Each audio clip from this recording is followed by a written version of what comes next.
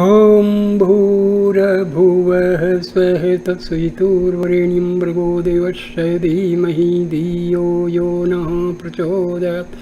ॐ शान्ति शान्ति शान्ति शान्तिः। Namaskar my dear friends.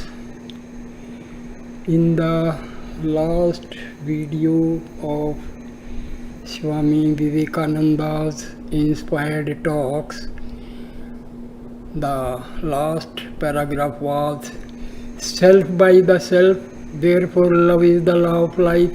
To rise to this is to be perfect, but the more perfect we are, the less work so called can we do. The Sattvikas see and know that all is mere child's play and do not trouble themselves about anything. And now starts the video number 5.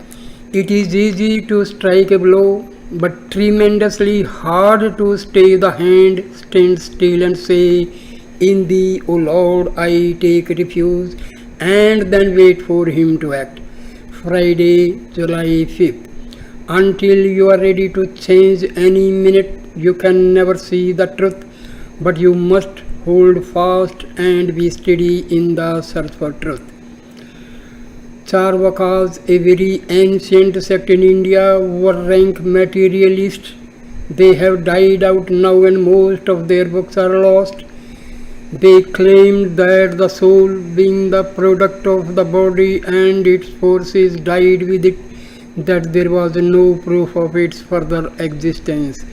They denied inferential knowledge, accepting only perception by the senses.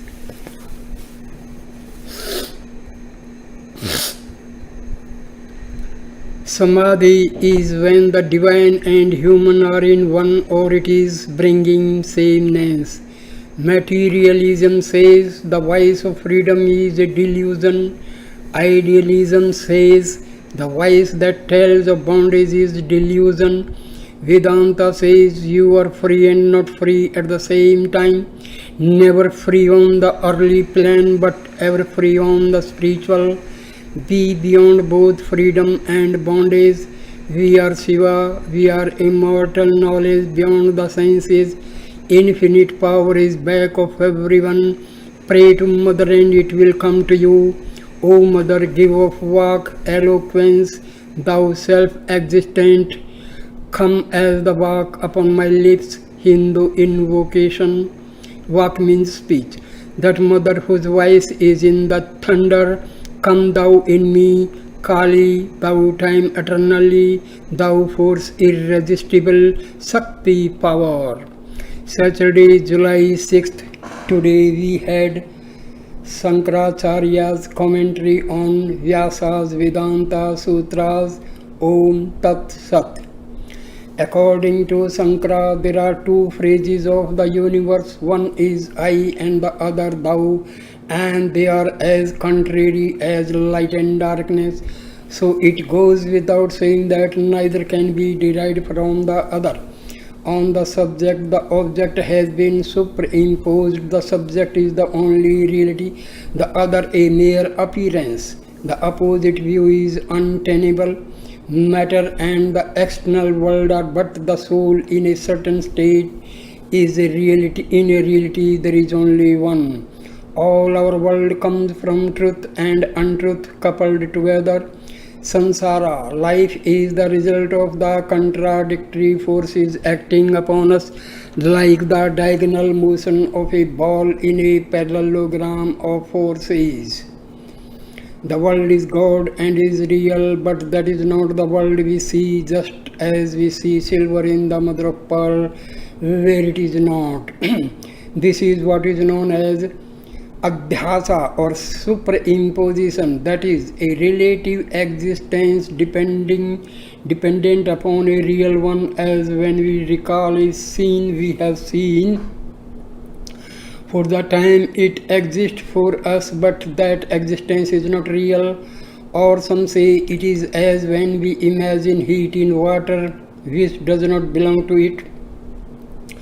So really it is something which has been put where it does not belong. taking the thing for what it is not. We see reality but distorted by the medium through which we see it. You can never know yourself except as objectified. When we mistake one thing for another, we always take the thing before us as the real, never the unseen. Thus, we mistake the object for the subject. The Atma never becomes the object. Mind is the internal sense, the outer senses are its instruments.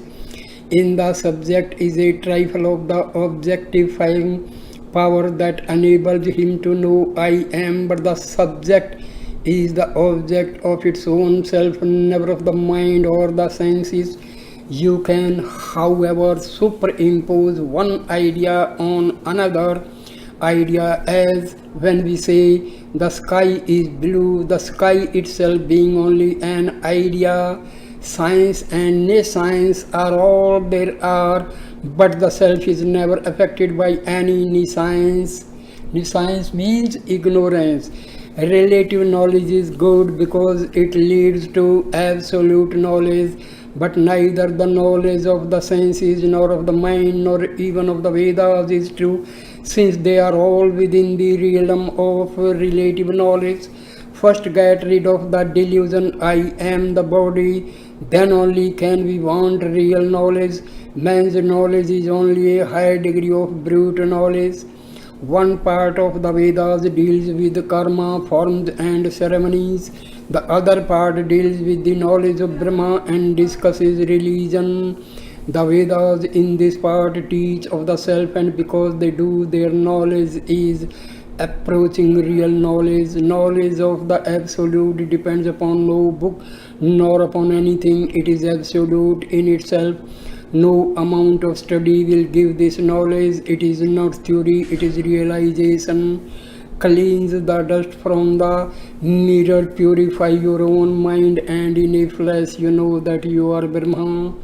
God exists not birth or death, nor pain, nor misery, nor murder, nor change, nor good or evil. All is Brahma. We take the rope for the serpent, the error is ours. We can only do good when we love God and He reflects our love. The murderer is God and the clothing of murderer is only superimposed upon him. Take him by the hand and tell him the truth. Soul has no caste, and to think it has is a delusion. So are life and death, or any motion or quality. The Atma never changes, never goes or comes. It is the eternal witness of all its own manifestations, but we take it for the manifestation, an eternal illusion without beginning or end, ever going on. The Vedas, however, have to come down to our level, for if they told us the highest truth in the highest way, we could not understand it. Heaven is a mere superstition arising from desire, and desire is ever a yoke,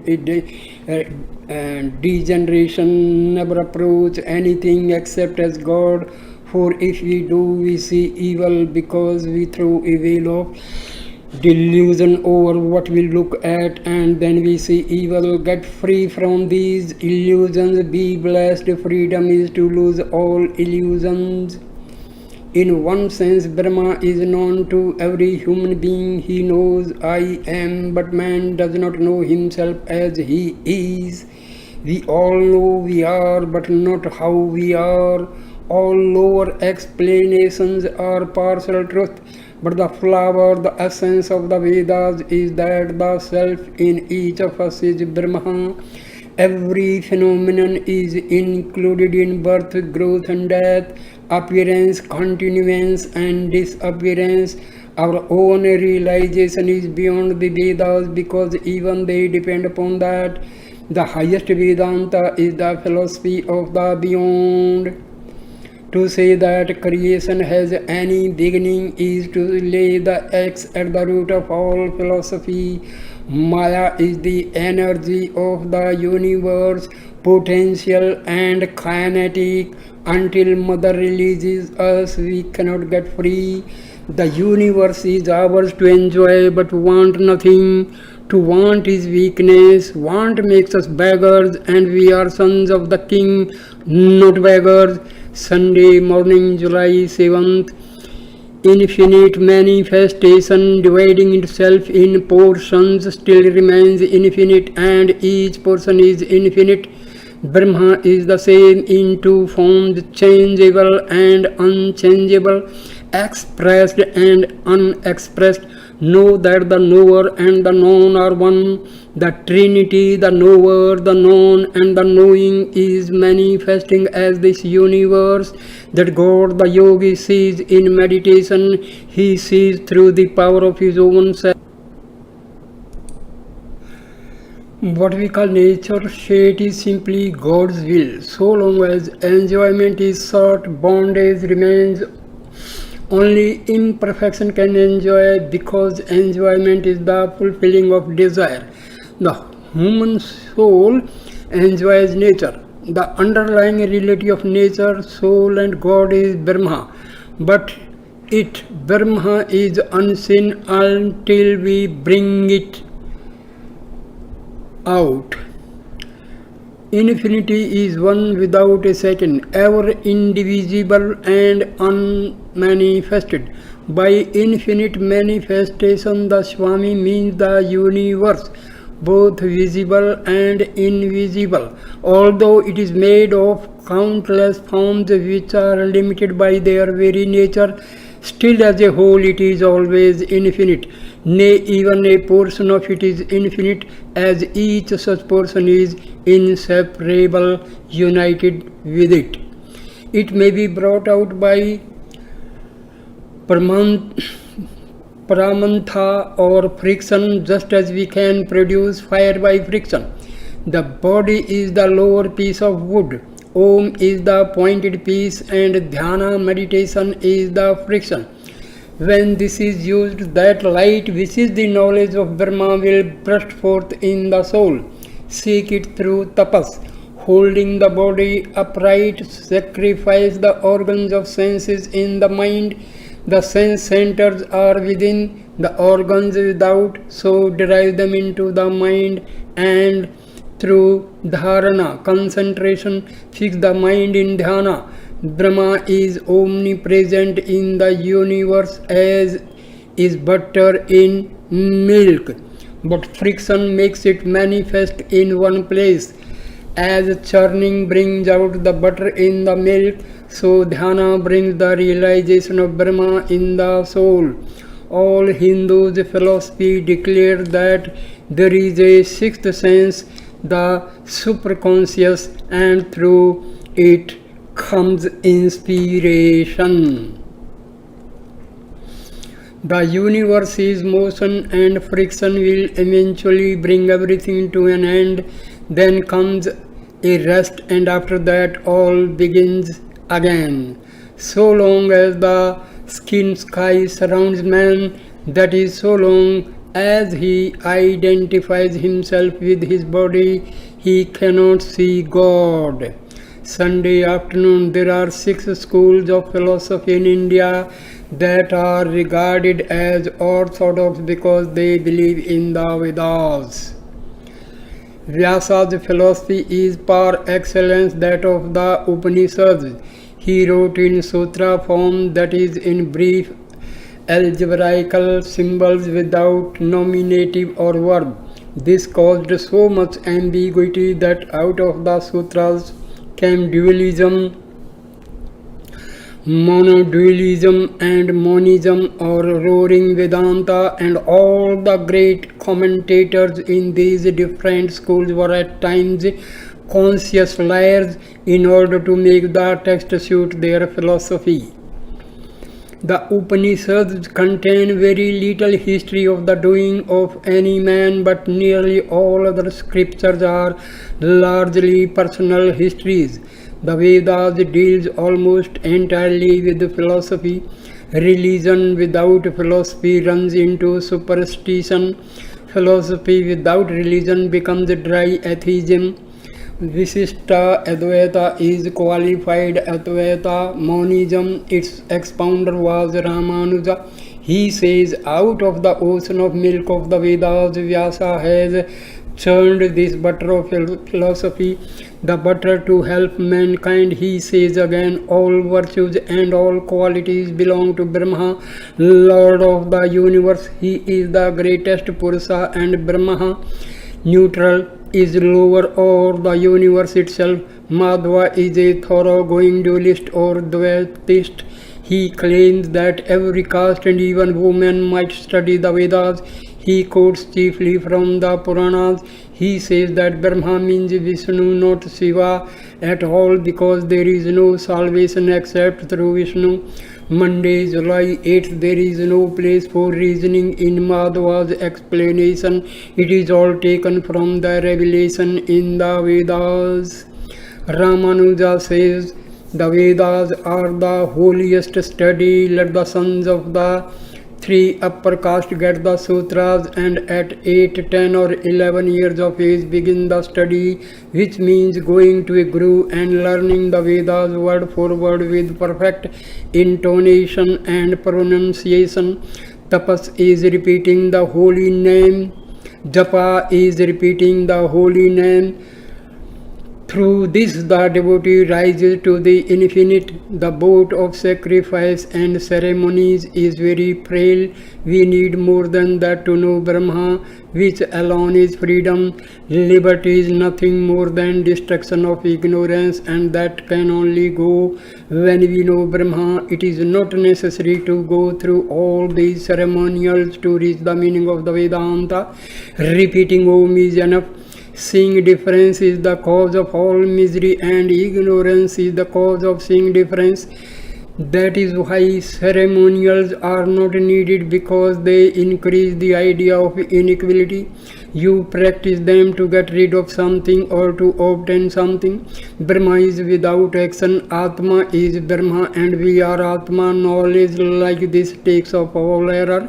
It must be heard, apprehended intellectually, and lastly realized.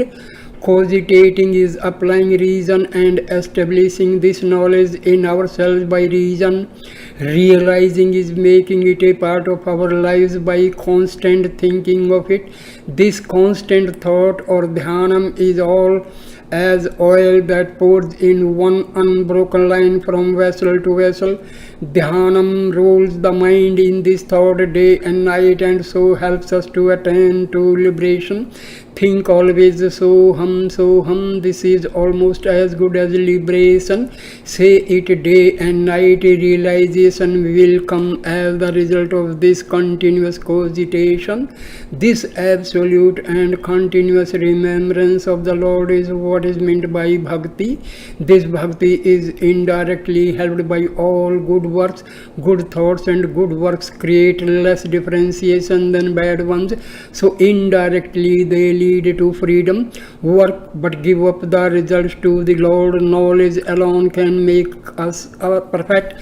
He who follows the God of truth with devotion to him, the God of truth reveals himself. We are lamps, and our burning is what we call life. When the supply of oxygen gives out, then the lamp must go out. All we can do is to keep the lamp clean. Life is a product, a compound, and as such must resolve itself into its elements. Tuesday, July 9th. Man as Atma is really free. As man he is bound, changed by every physical condition. As man he is a machine with an idea of freedom. But this human body is the best, and the human mind the highest mind there is. When a man attains to the Atma state, he can take a body, making it to suit himself. He is Abola. This is a statement and must be proved. Each one must prove it for himself. We may satisfy ourselves, but we cannot satisfy another. Raja Yoga is the only science of religion that can be demonstrated, and only what I myself have proved by experience do I teach. The full ripeness of reason is intuition, but intuition cannot antagonize reason. Work purifies the heart and so leads to Vidya, wisdom. The Buddhist said doing good to man and to animals were the only works. The Brahmin said that worship and all ceremonials were equally work and purify the mind. Sankara declared that all works, good and bad, are against knowledge. Actions tending to ignorance are sins not directly but as causes, because they tend to increase tamas and rajas. With the sattva only comes wisdom. Virtuous deeds takes off the veil from knowledge, and knowledge alone can make us see God. Knowledge can never be created, it can only be discovered, and every man who makes a great discovery is inspired. Only when it is a spiritual truth he brings, we call him a prophet, and when it is on the physical plane, we call him a scientific man, and we attribute more importance to the former, although the source of all truth is one. Sankara says Brahma is the essence, the reality of all knowledge, and that all manifestation as knower, knowing, and known are mere imagining in Brahma. Ramanuja attributes consciousness to God. The real monist attribute nothing, not even existence, in any meaning that we can attach to it. Ramanuja declared that God is the essence of conscious knowledge. Undifferentiated consciousness, when differentiated, becomes the world. Buddhism, one of the most philosophical religions in the world, spread all through the populace, the common people of India. What a wonderful culture there must have been among the Aryans 2500 years ago to be able to grasp such ideas. Buddha was the only great Indian philosopher who would not recognize caste, and not one of his followers remained in India. All the other philosophers pondered more or less to social prejudices. No matter how high they soared, still a bit of the vulture remained in them.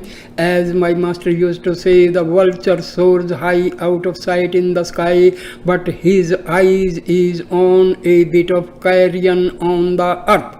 The ancient Hindus were wonderful scholars, veritable living encyclopedias. They said knowledge in books and money in other people's hand is like no money and no knowledge at all. Sankara was regarded by many as an incarnation of Shiva. Wednesday, July 10th, there are 65 million Mohammedans in India, most of them Sufis. Identify man with God, and through them this idea came into Europe. They are also called Shias. They say I am that truth, but they have an esoteric as well as an exoteric doctrine, although Muhammad himself did not hold it. Assassin has become our word, assassin, because the old sects of Mohammedanism killed non-believers as a part of their creed. A pitcher of water has to be present in the Mohammedan worship as a symbol of God filling the universe. The Hindus believe that there will be 10 divine incarnations, 9 have been, and the 10th is still to come. The name of a military and religious order existing in Syria in the 11th century, and famous for the number of secret murders committed by its members in obedience to the will of their chief. The literal meaning of the word is hashish eater, and was applied to the order because of their habitual use of this special drug to fortify the murderers for their task. Sankara sometimes resorts to sophistry in order to prove that the ideas in the books uphold his philosophy. Buddha was more brave and sincere than any teacher. He said, "Believe no book, Vedas are all humbug. If they agree with me, so much the better for the books. I am the greatest book. Sacrifice and prayer are useless." Buddha was the first human being to give to the world a complete system of morality. He was good for good's sake. He loved for love's sake. Shankara says God is to be reasoned on because the Vedas say so. Reason helps inspiration, books, and realized reason or individualized perception. Both are proofs of God. The Vedas are, according to him, a sort of incarnation of universal knowledge. The proof of God is that he brought forth the Vedas, and the proof of the Vedas is that such wonderful books could only have been given out by Brahma. They are the mine of all knowledge, and they have come out of him as a man breathes out air. Therefore, we know that he is infinite in power and knowledge. He may or may not have created the world, that is a trifle. To have produced the Vedas is more important. The world has come to know God through the Vedas, no other way there is. And so universal is this belief held by Shankara in the all-inclusiveness of the Vedas, that there is even a Hindu proverb that if a man loses his cow, he goes to look for her in the Vedas. Shankara further affirms that obedience to ceremonial is not knowledge. Knowledge of God is independent of moral duties or sacrifice or ceremonial or what we think or do not think, just as the stump is not affected when one man takes it for a ghost and another sees it as it is. Vedanta is necessary because neither reasoning nor books can show us God. He is only to be realized by superconscious perception, and Vedanta teaches how to attain that. You must get beyond personal God, Ishvara, and reach the absolute Brahma. God is the perception of every being. He is all there is to be perceived. That we say I is Brahma, but although we day and night perceive him, we do not know that we are perceiving him. As so on as we become aware of this truth, all misery goes. So we must get knowledge of the truth. Reach unity, no more duality will come. But knowledge does not come by sacrifice, but by seeking, worshipping, knowing the Atma. Brahma Vidya is the highest knowledge. Knowing the Brahma, lower knowledge is science. This is the teaching of the Mundaka Upanishad or the Upanishad for Sannyasis. There are two sorts of knowledge, principal and secondary. The unessential is that part of the Vedas dealing with worship and ceremonial. Also all secular knowledge. The essential is that by which we reach the absolute. It, the absolute, creates all from its own nature. There is nothing to cause, nothing outside. It is all energy, it is all there is. He who makes all sacrifices to himself, the Atma, he alone knows Brahma. Fools and think outside, worship the highest. Fools think works can give us God. Only those who go through the Susumana, the path of the yogis, reach the Atma. They must go to Guru to learn. Each part has the same nature as the whole. All springs from the Atma. Meditation is the arrow. The whole soul going out to God is the bow which speeds the arrow to its mark, the Atma. As finite, we can never express the infinite, but we are the infinite. Knowing this, we argue with no one. Divine wisdom is to be got by devotion, meditation, and chastity. Truth alone triumphs and not untruth. Through truth alone the way is spread to Brahma, where alone love and truth are. Thursday, July 11th. Without mother love, no creation could continue. Nothingness is entirely physical, nor yet entirely metaphysical. One presupposes the other and explains the other. All theists agree that there is a background to this visible universe. They differ as to the nature or character of that background. Materialists say there is no background. In all religions, the superconscious state is identical. Hindus, Christians, Mohammedans, Buddhists, and even those of no creed all have the very same experience when they transcend the body. The purest Christians in the world were established in India by the Apostle Thomas about 25 years after the death of Jesus. This was while the Anglo-Saxons were still savages, painting their bodies and living in caves. The Christians in India once numbered about 3 million, but now there are about 1 million. Christianity is always propagated by the sword. How wonderful that the disciples of such a gentle soul should kill so much. The three missionary religions are the Buddhist, Mohammedan, and Christian. The three older ones, Hinduism, Judaism, and Zoroastrianism, never sought to make converts. Buddhists never killed but converted 3/4 of the world at one time by pure gentleness.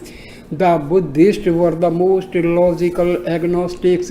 You can really stop nowhere between nihilism and absolutism. The Buddhists were intellectually all destroyers, carrying their theory to its ultimate logical issue. The Advaitists also worked out their theory to its logical conclusion and reached the absolute one identified unit substance out of which all phenomena are being manifested. Both Buddhist and Advaitist have a feeling of identity and non-identity at the same time. One of these feelings must be false and one true. The nihilist puts the reality in non-identity. The realist puts the reality in identity, and this is the fight which occupies the whole world. This is the tug of war. The realist asks, how does the nihilist get any idea of identity? How does the revolving light appear a circle? A point of rest alone explains motion. The nihilist can never explain the genesis of the delusion that there is a background.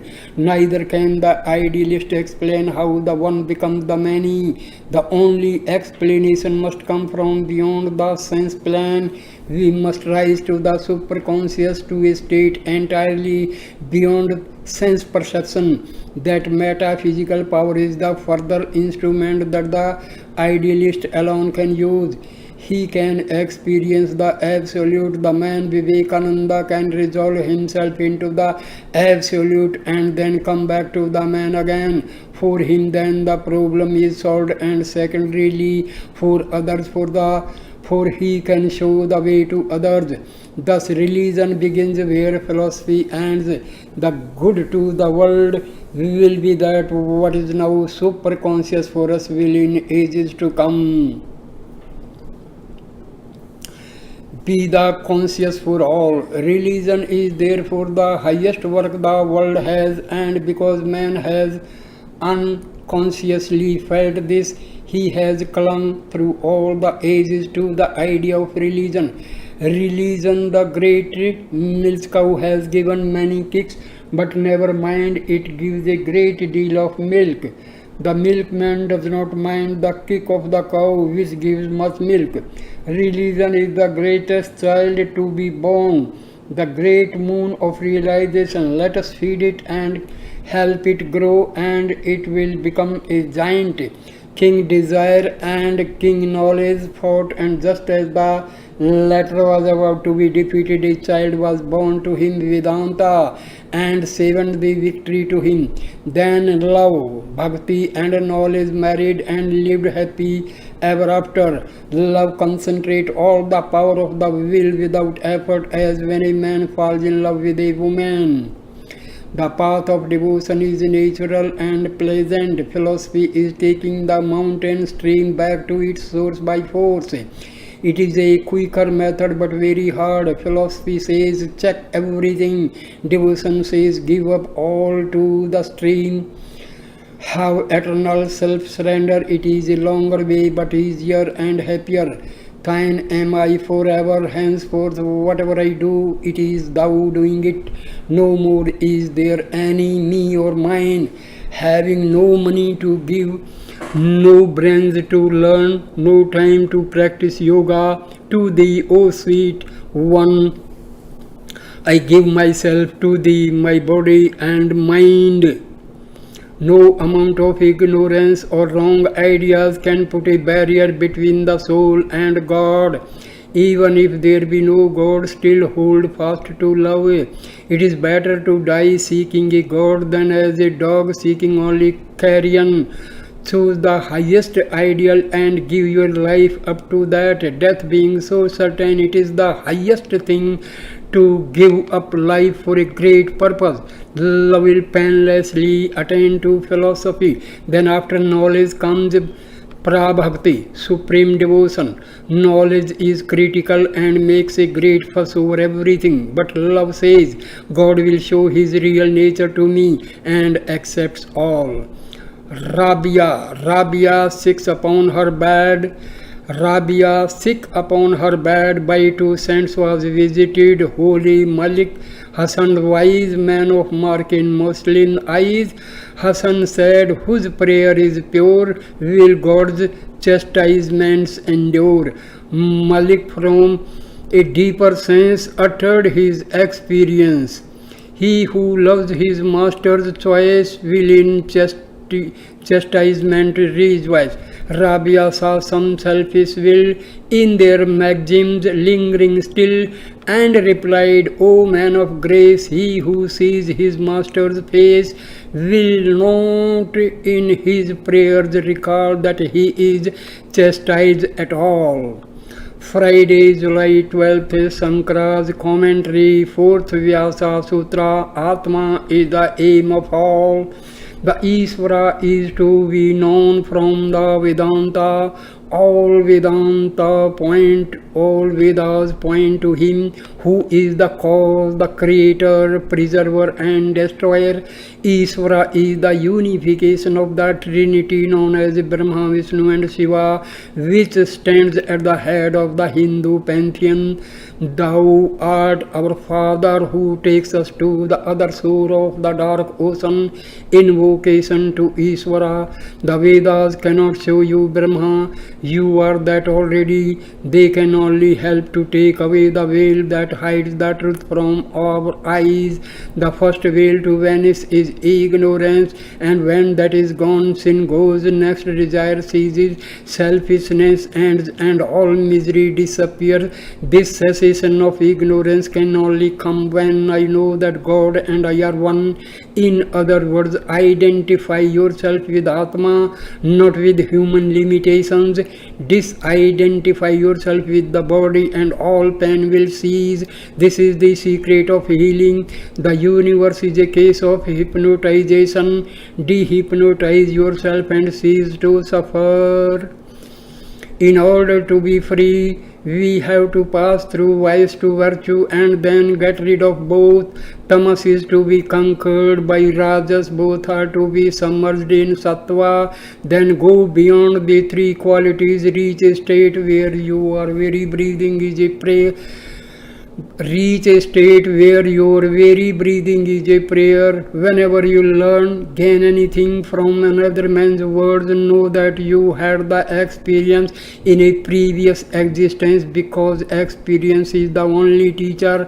With all powers comes further misery, so kill desire.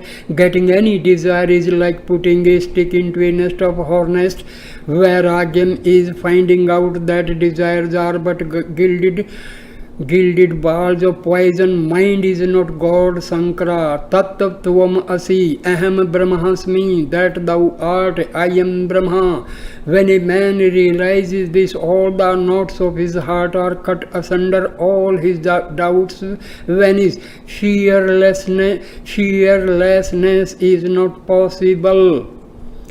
As long as we have even God over us, we must be God. What is disjoint will be forever disjoint. If you are separate from God, then you can never be one with Him, and vice versa. If by virtue you are joined to God, when that ceases, disjunction will come. The junction is eternal, and virtue only helps to remove the veil. We are dead free. We must realize it. Whom the self chooses means we are the self and choose ourselves. Whenever you know any person, place or thing, you know it because you can remember it. If you cannot, you say that you do not know it, and you can only remember that which you experienced before. So, experience is the only teacher. Does seeing depend upon our own efforts, or does it depend upon something outside? It depends upon ourselves. Our efforts take off the dust. The mirror does not change. There is neither knower knowing nor known. He who knows that he does not know, he knows it. He who has a theory knows nothing. The idea that we are bound is only an illusion.